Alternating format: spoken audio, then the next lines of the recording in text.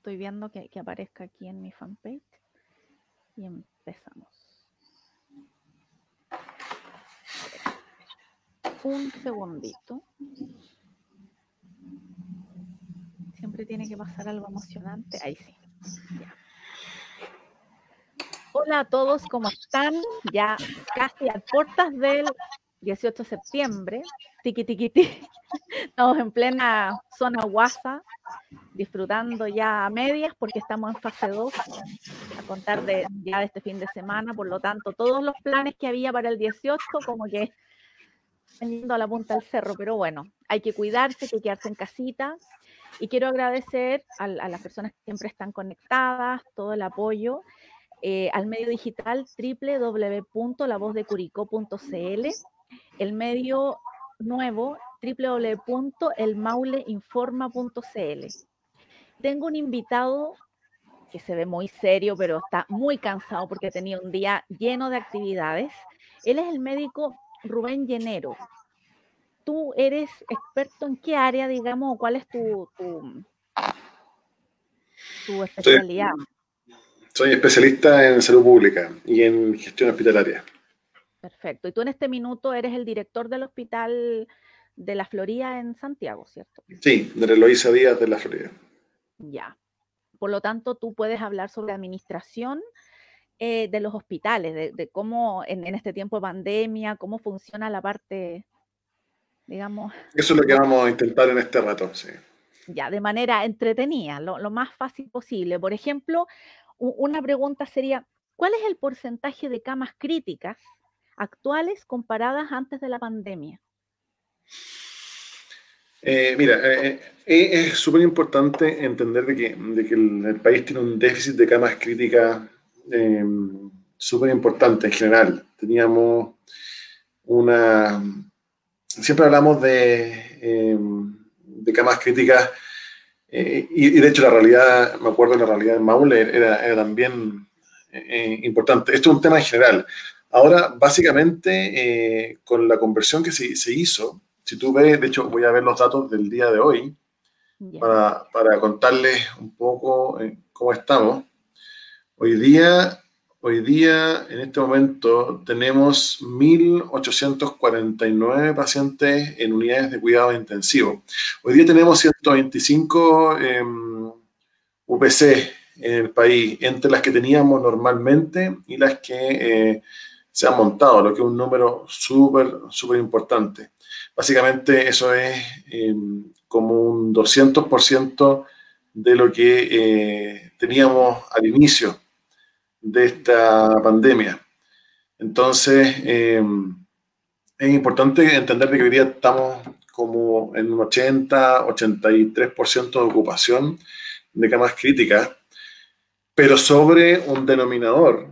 El denominador es la cantidad total de camas críticas, es un número que está crecido, es un número que está mucho más grande, claro, mucho más grande de lo que teníamos. A modo de ejemplo, solo a modo de ejemplo y contando una realidad de mi hospital, yo tenía 11 camas de intensivo y en invierno, las campañas de invierno sufríamos porque teníamos 16 pacientes ventilados y convertíamos, etcétera. 16, 17, hoy día tenemos 30 y llegamos a tener 58. Y hoy día tenemos 22 pacientes ventilados en este hospital. Por lo tanto, es importante entender que a nivel país estamos como estables, no hemos acostumbrado y vemos que estamos como a la baja, pero estamos instalados en niveles nunca antes vistos de camas críticas, que es lo que tú preguntas. O sea, es lo que tanto a veces se le critica al ministro de Salud anterior, pero por lo menos en ese sentido anduvo bien, digamos, técnicamente. O sea, el sector está acostumbrado a reconvertir camas. Nosotros tenemos esto, yo creo que honestamente se ha hablado mucho de esto del colapso del sistema de salud público o no colapso. La palabra colapso es bien relativa. Pareciera indicar que en el colapso se cierra la puerta y no se colapsa. La verdad es que eso no pasa y no nos va a pasar nunca porque siempre vamos a atender a las personas que lo necesiten donde sea. Si es en el suelo, lo vamos a tener en el suelo. Si es en una camilla, lo vamos a hacer en una camilla. Si es en una silla, lo vamos a hacer en una silla. ¿No? Nunca vamos a cerrar la puerta. Lo que sí ocurre es que cuando llega un nivel de saturación del sistema, aumenta la mortalidad, y de hecho eso es lo que pasó. Lo que pasa es que cuando el sistema no es capaz de atender adecuadamente a todos los usuarios, empieza a aumentar la curva de mortalidad. Y eso pasó en España, eso pasó en Italia, eso ha pasado en Estados Unidos y pasó en Chile. Entonces, lo que vivimos fue brutal. Nunca antes como médico pensé que me iba a tocar vivir algo así. Esto no se trata de ventiladores. Hay un error conceptual muy grande cuando hablamos de la salud pública reducida a ventiladores. Llegó un momento en que teníamos ventiladores, pero no podíamos ocuparlos, porque un ventilador no es algo que se enchufa en la red y se maneja solo. Hay todo un equipo clínico, hay un soporte, son pacientes críticos. Y en algún momento, efectivamente, no pudimos dar abasto. Y eso, la evidencia de eso es que cambia la curva de letalidad. O sea, estamos en cuánto, en 12.000, 13.000 fallecidos, lo que es una cifra brutal, brutal. Todos los hospitales, entiendo que en Maule no fue la excepción, aquí en Santiago no fue la excepción, etcétera. Entonces, y esta reconversión, este aumento de las camas críticas, se debe principalmente a que el sistema está acostumbrado a hacer esto en invierno. Todos los inviernos nosotros nos acostumbramos. Se habilitan más camas, digamos. Claro, todos los inviernos, hace 30 años que venimos en campaña de invierno acostumbrados a transformar unidades de adultos en pediátricas de adultos, crecemos, nos comemos camas de maternidad, camas de cirugía, lo hemos hecho. Lo que pasó ahora es que esto fue en extremo. Esto fue algo que nunca antes habíamos vivido. Esto fue ya como lo máximo de esto. Esto fue llevado en extremo.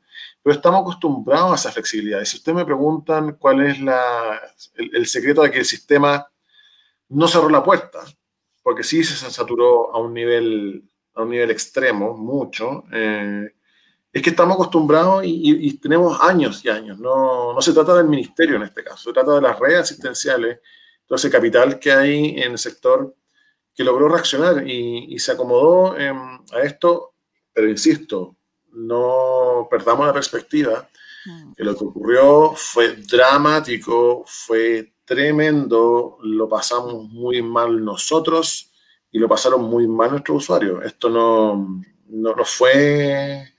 No está haciendo la gente, claro. Y ahora hay como un no rebrote, pero sí hay un aumento de casos. Por ejemplo, acá nunca habíamos estado en fase 2. ¿Estuvieron siempre en qué fase? No, nosotros nunca tuvimos cuarentena, no. Qué suerte, aquí en Santiago estamos en cuarentena desde principios de abril. Nosotros va a haber un rebrote y eso es re importante tenerlo claro, ¿no? En la medida que los virus y la epidemia se controlan de dos grandes formas. Una es aislando a la gente, evitando que se contagien entre ellos, y ahí el virus no puede pasar de una persona a otra. Y eso ocurre con las cuarentenas. Uno saca de circulación la gente. Entonces no hay capacidad, el virus no puede pasar de una persona a otra. Y la otra forma, pero con todas las consecuencias que eso tiene negativas para la economía, para la gente, todo lo pasamos pésimo. Pero la otra forma es con la vacuna, pues tú bloqueas, tú haces que la persona no pueda pasar, no pueda transmitir el virus. Entonces el virus actúa como si estuvieran... Mientras no tengamos una vacuna y avancemos en desconfinamiento, que es necesario, en mi opinión, dado que no resistimos una cuarentena tan grande, entonces vamos a tener rebrote. Y por eso, al final del día, para avanzar en desconfinamiento, lo que se necesita es tener muy, muy fuerte esta famosa estrategia del testeo, la trazabilidad y el aislamiento. Porque, ¿cuál es la idea? La idea es que si hay un testeo suficiente para detectar, para diagnosticar las personas, como están personas en contacto, lo que tú quieres es rápidamente identificar quién tiene el virus a través del diagnóstico, trazar a quién más contagió y tomar todo ese grupo y sacarlo de circulación. Y no sacarla a todo el mundo de circulación. Ese es un poco el principio. Y eso es lo que estamos de alguna forma peleando en términos de que no está lo suficientemente sólido como debería estar.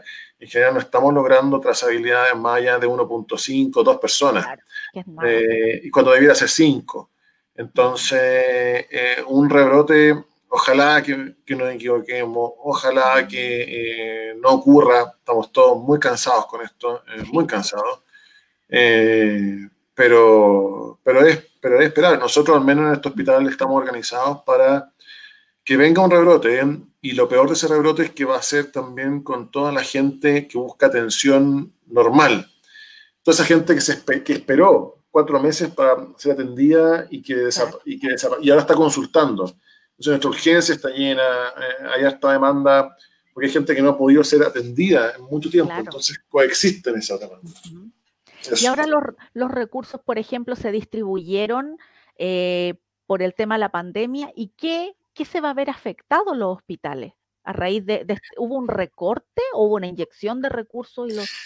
Recorte no ha habido. Lo que está en discusión en este momento, lo que está en discusión es cuánto dinero más se entrega, porque básicamente nos gastamos todo. Nos gastamos más que el año pasado, y en el fondo necesitamos mucho más dinero. El presupuesto del sector salud operativo, el de los hospitales grandes, es más o menos 5.3 billones de pesos. Y estamos hablando de cuánto más, y eso es lo que se gastó el año pasado.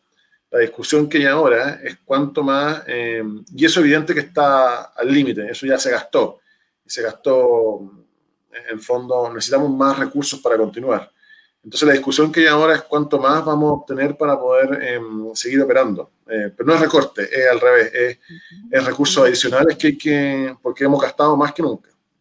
Claro, y el tema es que esto igual va a traer consecuencias, porque si están aumentando los casos, o sea, realmente es por una falta de conciencia también, porque la gente sigue yendo a las segundas viviendas, con el 10% yo creo que si bien se reactivó la economía, pero se reactivó el virus también, digamos, ¿no? Sí, es difícil, estas dinámicas sociales son complejas. Yo no, o sea, nosotros en Santiago, al menos en las comunas grandes que estaban en cuarentena y uno veía que seguía a la gente circulando, yo creo que también hay que considerar que no toda la gente puede aislarse. Yo creo que no hay que considerar que no toda la gente puede, mucha gente Vive tuvo el que día. ocupar, vive al día, tuvo que ocupar su seguro de cesantía para poder subsistir. Claro.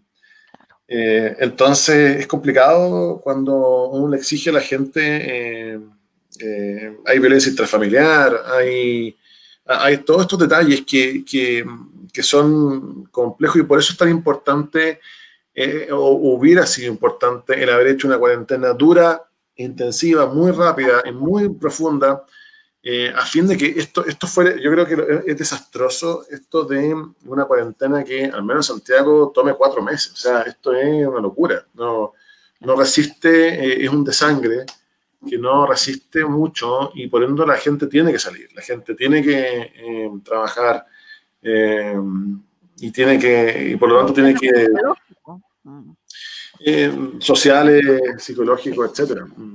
Y de hecho tú, por ejemplo, te contagiaste también. Sí, yo tuve al principio, en mayo. Ya, y yo leí que tú habías tenido el PCR salió negativo primero, Mm, un falso negativo. sí. Y chuta, si a ti te aparece un falso negativo, ¿qué espera el común de la gente que me dice, no, salió negativo, soy feliz? Lo que pasa es que es importante entender que todos los exámenes, todos, no hay ningún examen que no tenga, que sea Un rango de... 100%, claro, eso es lo que llamamos sensibilidad y especificidad por otro lado. Entonces, todos los exámenes tienen la sensibilidad es la capacidad que tienen para detectar un verdadero positivo. Eh, y no todo es 100%. Por lo tanto, hay casos que se le van. ¿Qué casos se le van? Los asintomáticos, por ejemplo. La sensibilidad en los pacientes asintomáticos es baja, es 70%, 60%. Por lo tanto, ocupar el PCR y sería tomarle PCR a todo el mundo, aunque no tenga síntomas, no es lo más efectivo. Uno esperaría sensibilidades más altas. Entonces yo estoy dentro de los que me salió negativo y por alguna razón que no entiendo, me salió negativo, pero de que tuve. Chuta. ¿Y después te dio más complicado? O... O sea, me dio y estuve hospitalizado una semana, pero Se dio. contento de haber pasado por ahí y haber salido ya. Sí, Y menos tengo mal. mis anticuerpos y espero que no exista el recontagio. Eso, que los anticuerpos duren lo suficiente de aquí a que esté la vacuna, aunque los infectólogos dicen que hay como año y medio más. Entonces, ¿resistirá el sistema de salud año y medio más de pandemia con estos rebrotes? No, o sea, no resistimos y de hecho estamos viendo cómo podemos complementar la actividad asistencial con... Claro. Por eso al final del día, y eso cuando yo hablaba de los ventiladores, eso es salud pública. La salud pública se juega la vida, no, o la cancha de la salud pública, hay una pirámide donde los tratamientos, como los ventiladores mecánicos, están en la punta. Son medidas muy caras y que impactan a muy poco número de la población, Yeah. un escaso número de la población. Las medidas que están abajo son las que más impactan y son las más baratas, las más costo efectivas, etc. Y estas medidas de acá son la prevención, son la mascarilla, el lavado de manos, el aislamiento, etc. O sea, una pandemia no puede jugarse por el número de ventiladores. Hay un error conceptual muy importante ahí y que de alguna forma no se condice con lo que la salud pública nos enseña y ha demostrado. Y por eso es importante el continuar con estas medidas, con la prevención, con el aislamiento, la distancia social, etc. Y por eso nos preocupa tanto este fin de semana. Porque este fin de semana es esperable que se reúna gente, es esperable, ¿no? Yo creo que ha sido tan largo esto y ahí uno ve a las autoridades, digamos, complicadas con ciertos mensajes y por otro lado también anunciando ciertas medidas de fiscalización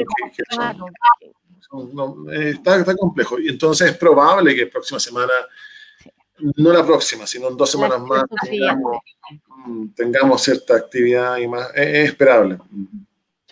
Claro, porque aparte en Talca, por ejemplo, el radio urbano va a estar en cuarentena el fin de semana, pero Talca está lleno de sectores rurales donde todo el mundo tiene campo.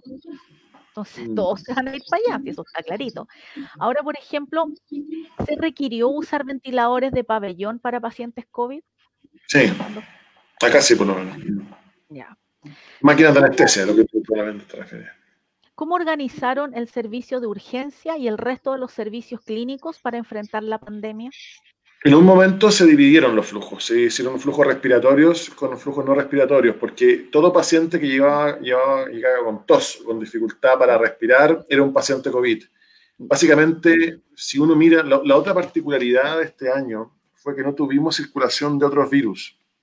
Claro. La influenza desapareció en la práctica, el VRS no estuvo, no estuvo, es impresionante cómo no estuvieron. Y en ese sentido, todo lo respiratorio era COVID. Incluso también, no sé, la pérdida del olfato, diarrea, también podía ser COVID. Todo podía ser COVID. Entonces se separaron los flujos de atención y se hicieron vías diferenciadas. Así se organizó. Ahora llegó un momento en que todo era COVID. Todo. No, ya los dos flujos se perdieron y había uno solo. Actualmente hemos retrocedido y no mantenemos, al menos en este hospital, el flujo respiratorio porque de 130 consultas en la unidad de urgencia adulto, 10 son respiratorias. Y todo paciente además es potencialmente COVID, por lo tanto atendemos a todos con las medidas de precaución estándar, atendemos a todos con una potencialidad de ser COVID. Ya. Y por ejemplo, ¿cuánto personal se infectó y qué medidas de protección se implementaron? Acá se infectó un número importante, porque antes me tocó llegar el 7 de julio, asumí este cargo, estuve antes en el hospital, pero básicamente este hospital tiene un contagio importante. Yo creo que el personal de salud es el más expuesto y el que está todo el día acá y sus posibilidades de contagiarse son altas, eso es indudable. Solo descuidarse un momento... aunque a esta altura ya sabemos que lo más importante, además del lavado de manos, la mascarilla, son los ambientes cerrados. El escudo facial. Sí, el escudo facial, si yo preguntara cuál es la estrategia o la intervención que más importa, además de la mascarilla y el lavado de manos, es el tema del ambiente. se ha demostrado de alguna forma que hay componentes de aerosol en el virus y por lo tanto en la ventilación es re importante. Eso es una... por eso somos tan enfáticos en si va a haber reuniones que sean en espacio abierto, bien ventilados. ¿Y qué pasa si hay, por ejemplo, un lugar público acá en Talca donde no hay ventanas? No se puede abrir ninguna ventana, está todo sellado y trabaja mucha gente ahí. Yo ahí Porque la recomendación es que además de usar mascarilla en todo momento, es disminuir el número de gente, limitar el acceso. Eso creo que es lo más relevante y la distancia. sí, ¿y cuál es el panorama más o menos actual que ves en este minuto con respecto a los pacientes? ¿Cómo crees tú que se ve el panorama siendo optimista y siendo pesimista? Las dos caras de la moneda. Honestamente, los que estamos en el sector hospitalario vivimos al día. Estamos preparando el hospital, no podemos dar por superado esto, y es probable que tengamos rebrotes, por lo tanto estamos en una situación incómoda, por lo menos hasta marzo del próximo año. No me imagino que tengamos un fin de esto. No, yo espero ya, o sea, no sé, imagínense que en mayo pensar en que íbamos a estar en el 18 así no era pensado. Yo creo que si está el año nuevo así, no sé, a esta altura ya.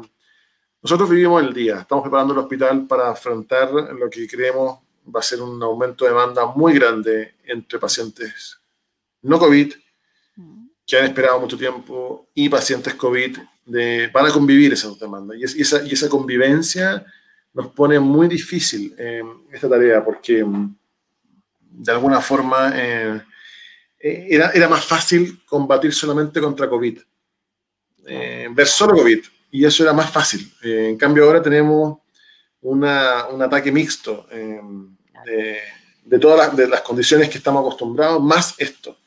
Entonces hay que reforzar la prevención, hay que reforzar, etcétera. Así que, ¿qué espero el futuro? Básicamente estamos viviendo el día, que creo yo, epidemiológicamente hablando, yo creo que vamos a estar en una situación intermitente hasta que tengamos vacuna. No creo que tengamos vacuna disponible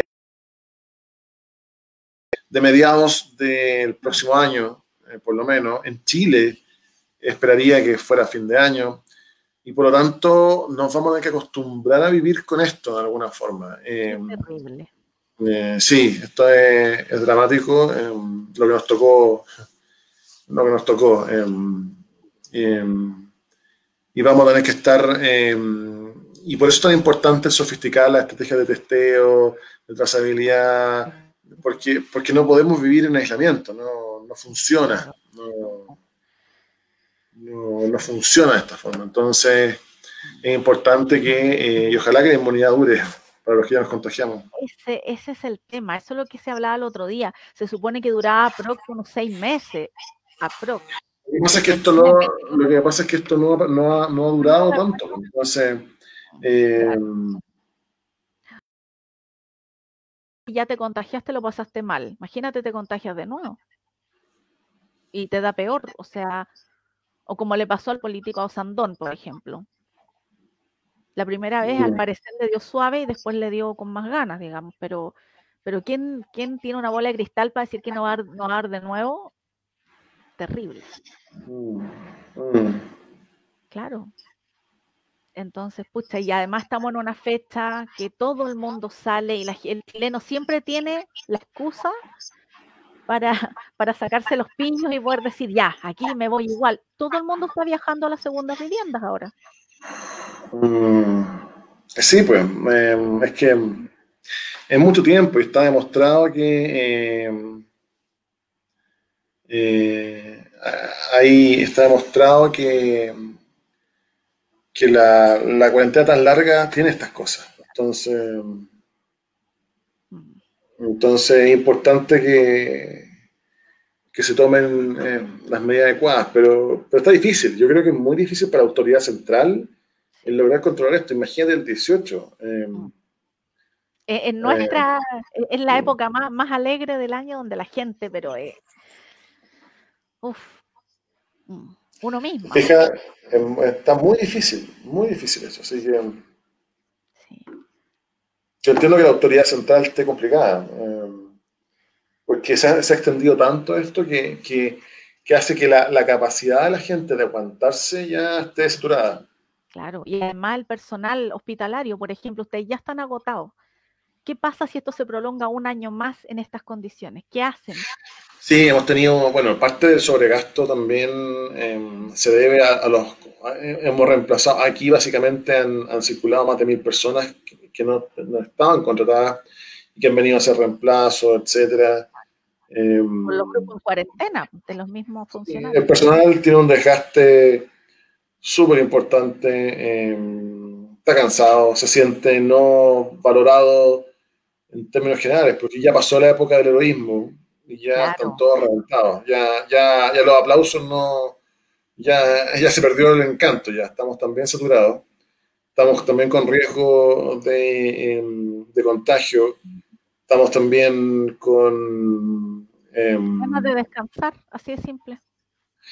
bueno, estamos pidiendo, imagínate que estamos pidiendo que las vacaciones de la gente puedan ser traspasadas al año siguiente, porque tenemos normas, leyes, no el hospital, sino el sistema, que obliga a tomar vacaciones este año y no podemos mandar todo el mundo a vacaciones este año. Claro. Entonces necesitamos de alguna forma que los niveles, los rectores, ministerio, etcétera, de alguna forma sean más ágiles en las medidas de manejo y tomar decisiones que den cuenta de la realidad hospitalaria. Claro.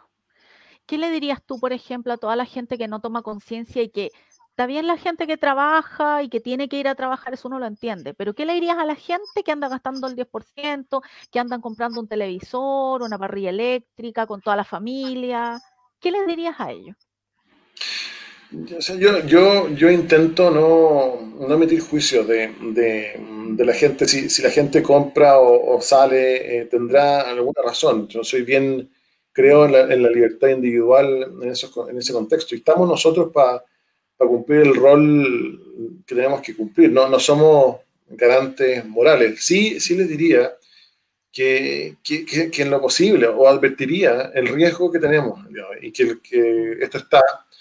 Y lo más complicado de este COVID es que uno no sabe cómo le va a dar al final del día. En Claro, términos, a mucha gente, a la mayoría de la gente, le va a dar como una infección respiratoria leve o asintomática incluso. mm, El problema es que a alguna gente le va a dar y le va a dar de forma muy complicada. Y eso es, no sabemos bien claro, predecir, sabemos que, bueno, los adultos mayores, los hombres, las personas con claro, enfermedades de base, crónicas y obesidad tienen más problemas, sí, eso lo sabemos.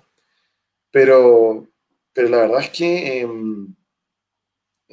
creo que es importante que la gente entienda que hay un riesgo. Y además esto es en términos de solidaridad, claro, yo a lo mejor estoy asintomático, pero puedo contagiar a alguien y terminar y con esa persona viceversa, fallecida, ¿no? sí, claro. Entonces ahí también se muestra la parte que siempre dicen el chileno tiene un gran corazón, pero aquí parece que no hay solidaridad. En este caso no se ha visto mucho en la pandemia. Es que cuesta, no sé decir, prefiero no Sí, juzgar sí, intenciones, porque no estoy en los zapatos de las personas que están haciendo lo que están haciendo, ¿no? claro. Es que hoy hablaba con el jefe de una tienda acá en tal que me contaba, o sea que me decía, vienen familias completas, guagua, abuelita, 3 hijos. Entonces les dice, o sea, no puede entrar tanta gente que vienen a comprar tazas y lámparas. Entonces, llevar a toda la familia, como exponerlos en algo esas son las cosas que no se entienden. Como a esos casos me refiero. Mm. Pero sí, usted Rubensito, miro el reloj y ya se nos acaba el tiempo porque entiendo que tienes más reuniones, estás súper ocupado. Te quiero agradecer la buena voluntad porque sé que estás agotado. Sí, estamos Gracias. cansados Sí, en sí, general. sí, así es que un gran saludo, muchas gracias, cuídate harto, saluda a tus niñitas, a tu familia. Eso, y gracias por la invitación a tu espacio. Gracias. Cuídate mucho ya. Chao. Besitos. Chau, chau.